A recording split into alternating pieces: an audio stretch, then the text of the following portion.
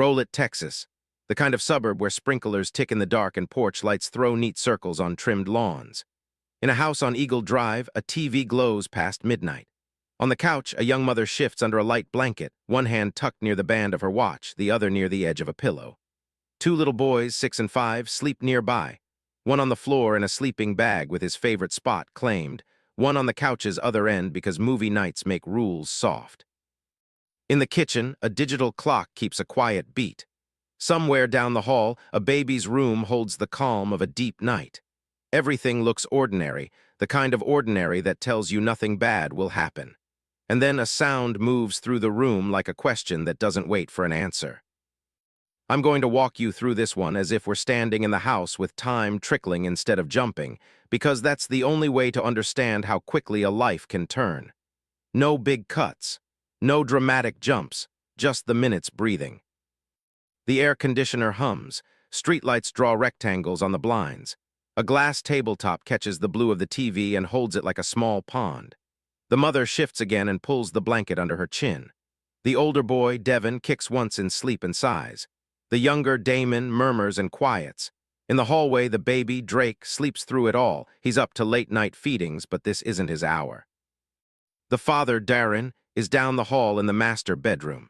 Asleep in a way you only sleep when you've done a day of fixes and phone calls, and told yourself tomorrow you'll get ahead.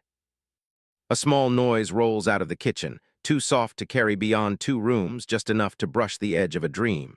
The TV hisses low, an infomercial voice counting reasons into the dark. The mother blinks but doesn't sit up yet. She's in that foggy place where you fold a sound into the quiet and call it nothing. Another sound follows, a sharper slide across a counter, metal against something, the faintest clink from a dish left to dry. Now her eyes open the rest of the way. A shape. It is not much more than a suggestion, but it is enough to push adrenaline into her blood like a door slammed in a hallway. She sits up so fast the blanket skids to the floor. In the half-second between sitting and shouting, her mind does what minds do, label and plan. Stranger. Kitchen, the boys, the hallway, the phone. The word no forms first, pulled low from the gut.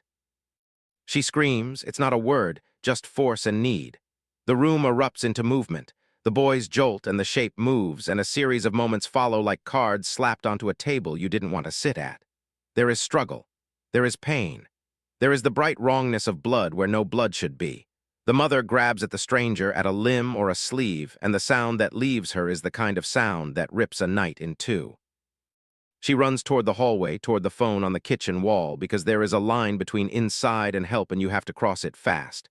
The keypad sticks for a half heartbeat, the way plastic does when a house is humid and it's late, and then the tone of numbers begins. The call connects. The dispatcher's voice is level and precise because years have made it that way. 911, what is your emergency? Breath answers first, then words tumble over each other. Help, somebody stabbed my kids. My house, hurry. And the engine of the city starts to turn toward Eagle Drive. She is told to stay on the line. She is told to put a towel on wounds. She is told to breathe. She screams for her husband. He stumbles from the master bedroom into the hallway, confusion turning to clarity in a blink, then to horror, then to a kind of work that begins when you don't know what else to do. Neighbors wake as if a hand pressed their names. Porch lights bloom one by one on the block. The dispatcher keeps the mother talking. The mother keeps moving between kitchen and living room, because the need in her is bigger than any instruction. Red and blue wash the room. Sirens cut, and the sudden weight of boots on the porch says that help has entered the circle of the house. First officers through the door see the kind of scene that teaches you the language you never wanted to learn. Chaos, blood, a mother wounded and wild-eyed, a father kneeling, small bodies where small bodies should only sleep. We need medics, now! The call goes airborne across the radio. The dispatcher has already sent them. They are seconds behind. Paramedics slide into their practiced roles, like a team catching a falling piano before anyone hears the crash. Questions are short. Hands are quick. Every second saves or loses. They work on the boys with the fierce tenderness that is the only kind they carry. The mother is guided to sit, to press towels, to let someone look at her throat and arm, to let someone call her injuries by their names. She keeps saying intruder. She keeps pointing toward the kitchen, toward the utility area, toward the garage door where a mesh screen shows a cut that was not there yesterday. A sock will be found later, not in the house but in an alley, a city's worth of seconds away, with blood the boys should have kept in their bodies. But we are not there yet. We are here with medics loading, with neighbors in bathrobes, with officers starting the delicate split between life-saving and evidence-keeping. The first detective arrives still buttoning his jacket. He has done this drive too many times and not enough to be numb. He takes a breath at the threshold because breath lets you do the next right thing. He scans. Broken glass where a wine glass fell or was thrown, a vacuum cleaner out of place, a knife that rings wrong against tile when someone nudges it by accident, the screen in the garage with a diamond cut you can push a hand through. He nods to a partner to start a log, every entry, every exit, every person, every time. He hears the phrase you never want to hear, "We lost one," and the phrase that follows it that keeps your hands moving, "We still have a chance on the other." The night splits into two tracks that sometimes touch and sometimes do not, saving and knowing. The mother, Darlie, is placed on a stretcher for transport. Her throat bears a slash that makes every medic look twice, every cop swallow hard, every note-taker write the word neck more slowly than usual because hands shake even when you keep your face calm. Her right arm shows cuts, her shoulder is marked, her legs too. Pain and adrenaline confuse time, seconds stretch and collapse. She repeats her words as if repetition can force the world to align with them. Intruder, tall, cap, ran, garage. The husband, Darren, shakes, then goes still, then shakes again. He wants to be two places at once, next to the boys, next to his wife. He ends up riding in the wash of ambulance lights all the way to the hospital, and the night rethreads itself around his fear. At the hospital, bright, unforgiving light replaces the blue of TV and sunrise. Doctors lean in. Nurses steady voices. There is a measure they need to take of the throat wound, how deep, how near, what matters, what angle, which direction. They find that the cut missed the vital by a margin that years later will be argued about by men in suits and women with law degrees. For now it is not an argument, it is luck or care or both. The arm wounds are cleaned. The bruises won't bloom until later. Bruises need time to write their letters in the skin. A detective waits outside the curtain, knowing compassion must be followed by questions, knowing questions must bow to medicine when the choice is forced. Back at the house, the officers expand out from the living room in slow circles. A garage tells a story in dust. A laundry room keeps secrets in lint. The kitchen writes a paragraph in streaks and drops, directional, interrupted, overlapping in a way a trained eye reads like a sentence. The broken wine glass implies a moment. The nature of the break will matter hours from now. In the moment, it only shines like ice. The screen cut looks clean to one cop, jagged to another. It will be measured, photographed, dusted, and held up later under lights where men will point at the edges with sticks and say what they see. The knife from the kitchen will be bagged. The path it took to lie where it lies will be imagined in a dozen ways and sworn to in one. The first detective back from the hospital pulls a pen cap from his teeth and clicks the pen like a metronome. He starts with what he knows from the call: timeline, arrival, medics, report. He adds what the paramedics said without meaning to say it. The mother was mobile. The mother bled here, then there. The mother held towels the way a person holds them on others, then on herself. He doesn't write down every word he thinks right now, because you do not put your hunches on paper, while facts are still walking in the door. Day bleeds into the kind of morning that doesn't feel like a morning. The street fills with cars and whispers. Crime scene tape draws a tentative yellow line across a front yard that has never needed a border. The baby, Drake, is taken to grandparents, to friends, to someone who will hold him and say what Bobbies need to hear, that the world will be kind even when it is not. Officers swallow coffee and keep going. The house is now a pattern of flags. Here a drop, here a swipe, here a smear that only makes sense later, here a piece of glass, here a print that may not be a print at all but the hopeful thought of one, and here, set apart, noted with a quiet voice, the small, still place where a boy's life ended and where kindness is the only appropriate force left. The questions begin in concentric rings. Neighbors first. What did you hear? What did you see? What do you know of this family that the paper won't tell us? Then friends, any trouble, any threats, any odd phone calls, any argument that had extra heat lately. Then the husband and wife. Tell me the day from dinner onward. Tell me why the boys chose to sleep downstairs. Tell me where the knives in your kitchen normally sit. Tell me if the screen was whole yesterday. Tell me who has a reason to hate you enough to enter a house at night. Tell me if you own a dog. Yes, you do. And why your dog did not change the night with barking. This is the place where the case begins to braid two ropes together and call them the same. What could have happened and what did? The rope of what could have happened is thick and full of splinters. A stranger in a quiet suburb, an opportunist who saw toys near a window and guessed kids inside, a man who saw a car he liked in the driveway, a man who cut a screen and reached for a lock and thought force would carry him through the rest. The rope of what did is thinner and demands proof. That rope is tied to bloodstain patterns, to the path a sock took to land 2 houses down in an alley, to the angle of a cut across a throat, and whether that cut came from a right or left hand, to the amount of glass found beneath and on top of a rug, and whether a vacuum cleaner sat where it sits because someone bumped it or because someone wanted it there. The house lets itself be read. On the kitchen floor, a trail of blood moves with and against a pattern that tells a story of motion. In the utility space, a wastebasket offers lint that a lab will later call loud or quiet depending on which witness is speaking. The garage screen shows a cut that police run gloved fingers along. Some say the cut looks made from the inside. Others will say later that it's a meaningless distinction if someone pushed a hand through later to make it look like entry. The sock in the alley contains blood from the boys. A sock no one saw leave the house. A sock that means someone left and came back or left and never came back, and both possibilities force a clock to tick in your head. Afternoon arrives like a stranger at a familiar door. The mother, stitched and bandaged, answers questions in a hospital bed. She describes a man, a cap, a height, a quick burst of movement.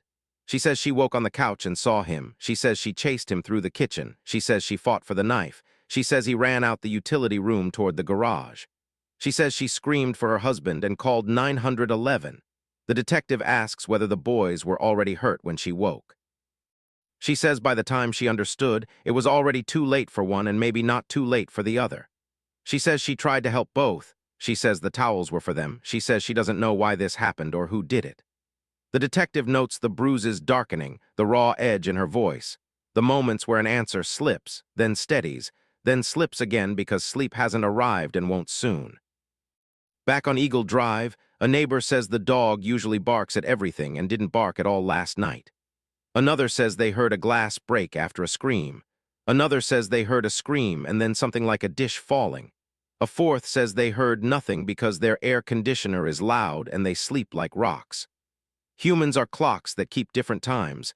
The detective knows this and writes anyway.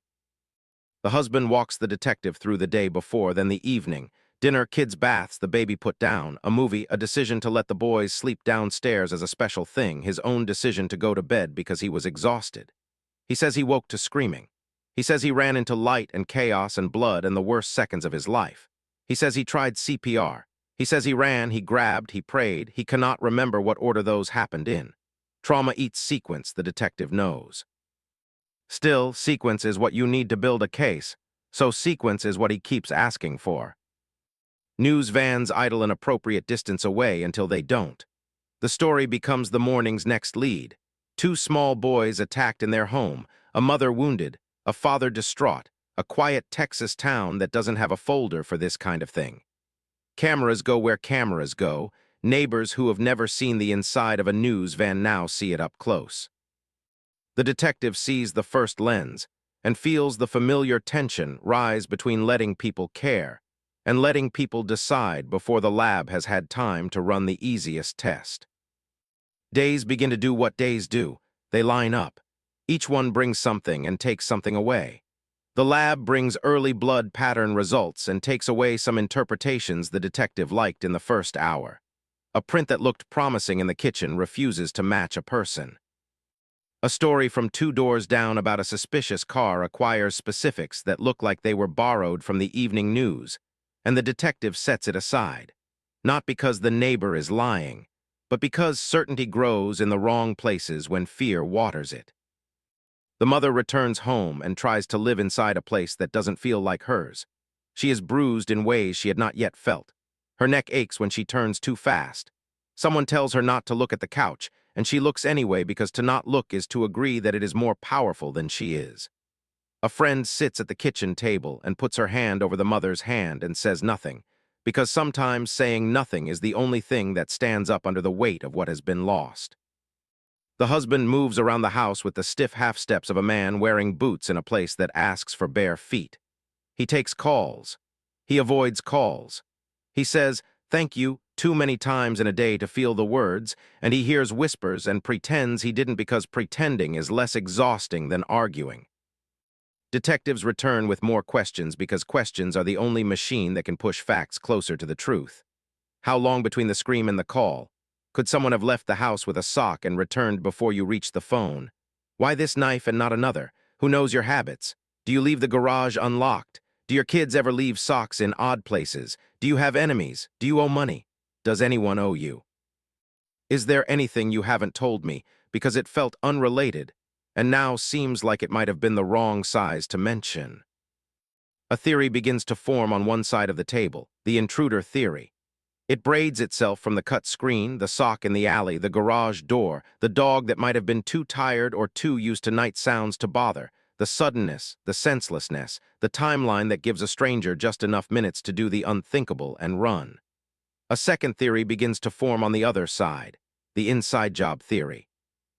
It braids itself from the knife from the kitchen, the patterns on the floor that suggest motion after rather than during, the glass under and over a rug, the way blood seems to say the mother moved a long time before leaving the living room, the act of cutting a screen from inside if someone later reached through to leave a mark, the curious lack of ransacked drawers one expects when a stranger breaks in. The detective keeps both ropes in his hands and doesn't let them tangle for now. He asks the crime scene specialists to show the steps of each theory using only what is on the floor and walls. They do. Each demonstration looks convincing until the other team steps in and shows how the same stain points the other way if you move your feet 2 inches. This is the kind of case where patterns argue with each other like old cousins who remember the same childhood differently. Then there is the grieving. It does not arrive politely. It arrives in waves, in the grocery aisle, in the shower, at a stoplight, on a couch in the dark when the TV tries to help and fails. The boys had birthdays on the calendar. There are balloons and cake you can still buy if you forget what month it is. There is a cemetery you now have to know how to drive to without vomiting. There are people who bring casseroles because they can't bring time back. There is a camera that shows up when you didn't ask for it. And there is a moment at graves you try to turn into a celebration because you are a person who believes children's days should be marked with laughter even when your heart has no laughter left. And someone records that. And later they will take those minutes and call them things you didn't intend. People will watch and decide without seeing the hour before or after, and that will become part of the case in rooms with microphones and cold water pitchers. Detectives meet with prosecutors. They bring the files, the photographs, the stitched timelines, the contradictions they can explain and the ones they cannot. Prosecutors ask about blood cast-off angles, about voids on the shirt that suggest someone was positioned this way and not that way when a spray landed. They ask about the neck wound and what a doctor says about how much force and what angle, and whether a mirror can make a right hand's work look like a left. They ask about the sock, the alley, the time to drop it and return, whether a mother could do that while her sons lay in the next room and the phone had not yet been lifted. And every time someone says could, someone else says would, because possibility and likelihood are cousins who do not share a closet. Arrest is a word that enters the house like a storm. The mother is charged. The father stands in the wake of that decision and makes his own, to support her. Friends line up on 2 sides without intending to, because humans crave certainty, and certainty in a case like this is expensive and rare. Commentators on TV use voice tones that sell toothpaste and outrage with equal talent. The defense hires experts with words that slow down blood like it is dance, and the state hires experts who show blood rising like a thrown net. The same stains learn new languages depending on who is pointing. Trial, the word is a room, a schedule, a microphone, a gallery full of strangers who will speak about people they've never had dinner with as if they have. The state tells a story. A mother under stress or anger or some dark force made a decision to harm, then to hide that harm with a story of an intruder cutting a screen, breaking a glass, moving through the kitchen with towels and a knife to tell a pattern, a different tale. They show the birthday graveside footage. They call it heartless. They say silly string like it is evidence, and in the minds of jurors who are human, it might be. The defense tells a story. A mother sleeping with her boys downstairs because it was hot and the baby and husband were upstairs, waking to a nightmare, fighting a stranger, trying to help the boys as best she could through the shock, making phone calls and movements that look odd because nothing about that night was normal. They line up witnesses who saw bruises that bloomed later, doctors who say the throat wound was close enough to risk that self-infliction would be a strange gamble, neighbors who heard a scream and something break. They point at the sock in the alley and say, "Who ran that?" And the state says she could have, and the defense says, would she have? And the jury has to write its own answer. In the gallery, the father sits with his jaw set like a vice. He is a man being asked to be two men at once, and nobody is capable of that for very long without splintering. The baby is now a toddler in someone's arms, far from the microphones but never out of the reach of what is being decided. The grandparents leak grief from their eyes and hold each other up without looking like that is what they are doing because you have to keep some dignity when everything else has been taken. The verdict is a clock that stops in a room. Guilty on the count the state chose. The sentence is the heaviest Texas can carry: death. The mother goes to a place where women in white move through days built from the same bricks in the same order: cell, yard, chapel, visitation, legal mail, while the lawyers pick up new folders and insert the old case into a new frame. Appeal. The argument shifts from what happened to what the jury saw, what they should have seen, what the lawyers did or did not do, what the judge allowed or did not, what science says now that it did not or could not say then. Years move like slow weather. The father files to separate his life from the legal identity of a spouse the state calls a killer. Divorce papers are ink and absence. He will later say he still wants the truth, that intruder is still his theory. The mother writes letters that say she is innocent, that the night the boys died is the night the world tilted and never came back level. The lawyers file motions with titles that do not hold the heat of what they carry: post-conviction relief, writs, supplemental writs, motions for DNA testing. Science puts a new set of eyes on old things. Swabs that slept in paper envelopes wake under fluorescent light and new machines that read genetic whispers and try to make them sing out loud. The sock from the alley, the knife handle, hairs, the screen, the towel, things ask to be looked at again. Results arrive with the most frustrating word any case hears: inconclusive. Here a partial profile we cannot place. There a mixture that could be many. Here a degraded whisper that suggests an unknown contributor. There a finding that says only what we knew. These were the boys' last words in blood, and nothing new can be added to that sentence. One fingerprint in the house remains unidentified. The state says it could be anybody. The defense says it might be the only body that matters. A court says you cannot build a new house on maybe. Then another court says maybe is enough to at least look at the foundation. And so the file stays open on a corner of a desk under a coffee cup stain that looks like a moon. Journalists return every few years with microphones and soft voices. They peel back the layers for a new audience. The Bobbies who weren't born in 1996 are now adults.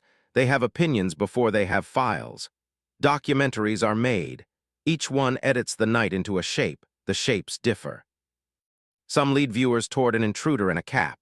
Some lead viewers toward a rage in a kitchen.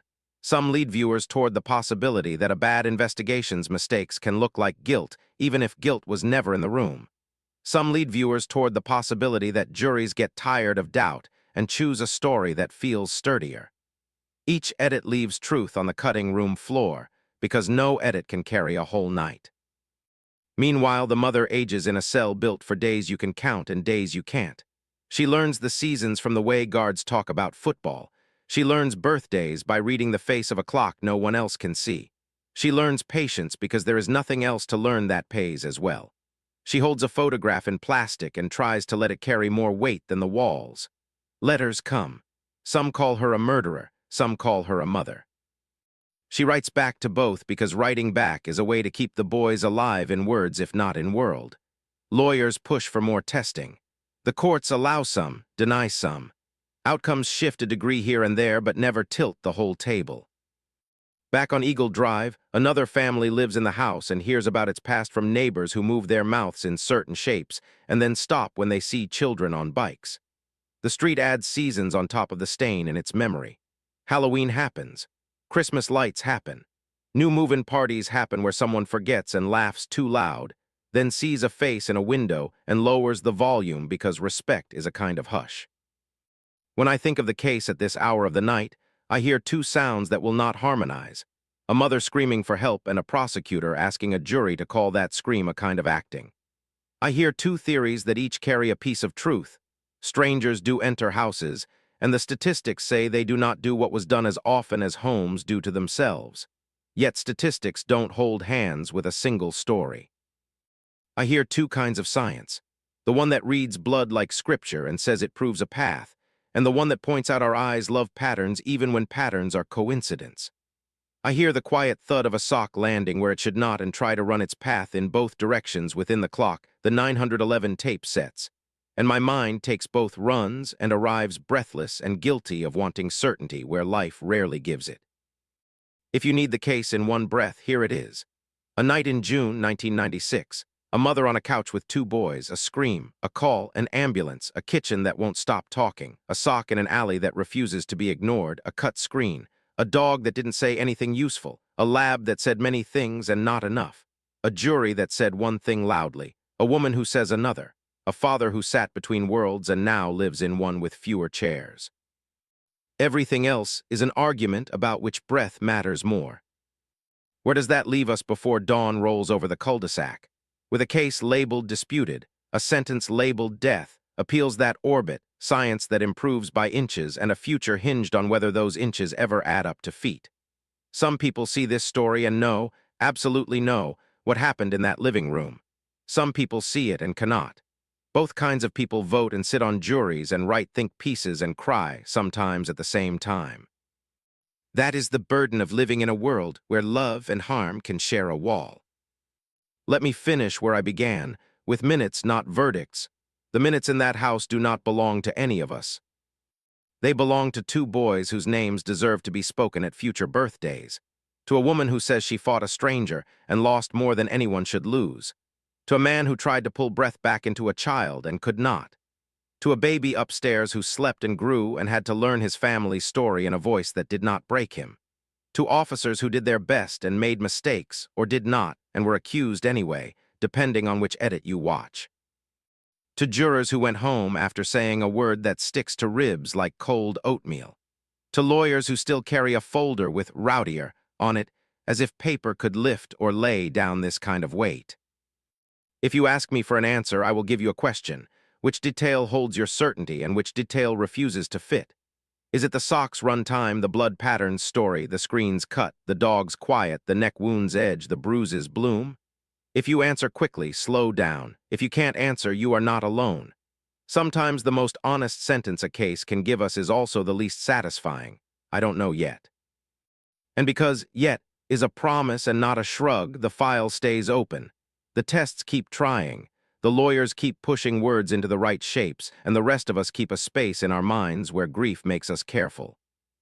So I'll leave the house quiet for now. The sprinklers will come on at 4 and tick across the lawn as if water could erase anything. The street will yawn into morning. Someone will roll a trash bin to the curb. Someone will put a lunch into a backpack. Someone will tie a shoe and say, "Let's go." Inside a prison hours from here, a woman will wake to a count and another day of waiting. Inside a small Texas cemetery, stones will warm under the sun and carry two boys. Names the way only stone can carry, forever and not enough. I'll keep the page open until the truth walks in,